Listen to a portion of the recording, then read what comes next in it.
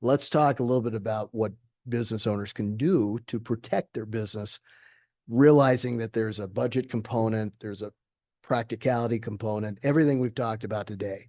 Can you talk a little bit about that? So yeah, what we kind of mentioned that it's much less expensive to address this before the attack happens than after. Mm. So the top of the list, we have a security training. A lot of it we can do in person. You've got software that can send out videos that they can watch. The easiest way to prevent this is to not allow the person to do it because they know to look for these things. The other thing is we can send simulated phishing emails to see if to test people. A lot of times we'll get into situations where we're sending those phishing simulations. People are clicking on them. We go back and say, hey, look, here's some more training. We need to not do that. A lot of times we'll get people say, hey, I didn't click on this link. IT's testing us again. And we're going, that wasn't us. It was an actor. A real bad actor.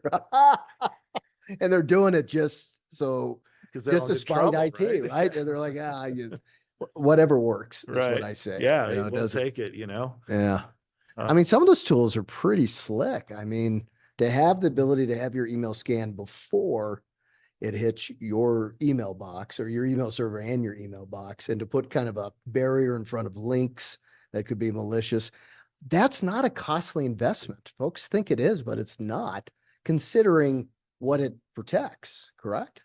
Yeah, it's inexpensive, and it can stop a lot of things from happening before it even hits your email.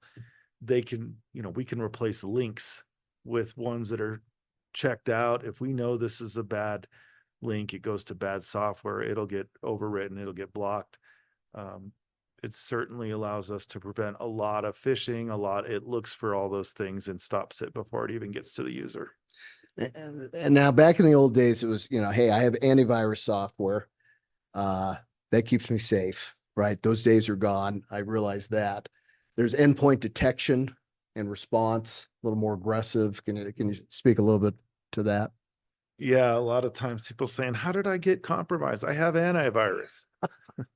Antivirus, how that works is the company, they look for viruses and they build a pattern that looks for that file that matches a virus.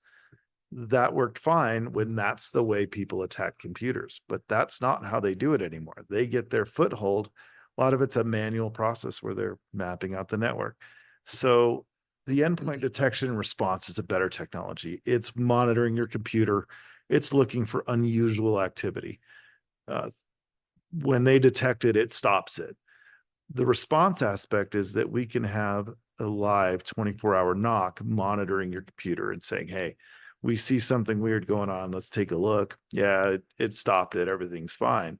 But if they see that going to the next level and getting into your system, they can pick up the phone and contact your security consultant. They can take a deeper look to see what's happening. So yeah, that's an inexpensive way to take a look and see that other things that aren't necessarily a virus are happening on your computer. I suspect AI is being integrated into that component now as well. I mean, everyone hears about AI.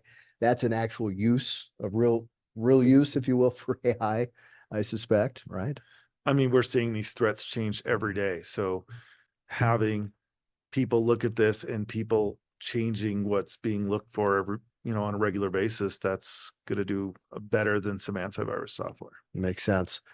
MFA, multi-factor authentication. I read an article about a week ago talking about how that is the most common, or should be the most common, tool that small and medium-sized businesses deploy, because even though it's simple in concept, it's a powerful tool to prevent a lot of breaches. Not a costly technology to deploy if it's deployed properly.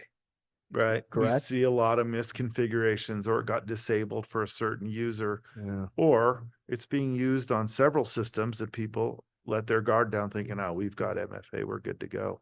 But there are other systems that are critical, maybe an HR system or something else that it's not being used for. So some of these companies have designed a solution that's more sweeping. It covers all your systems.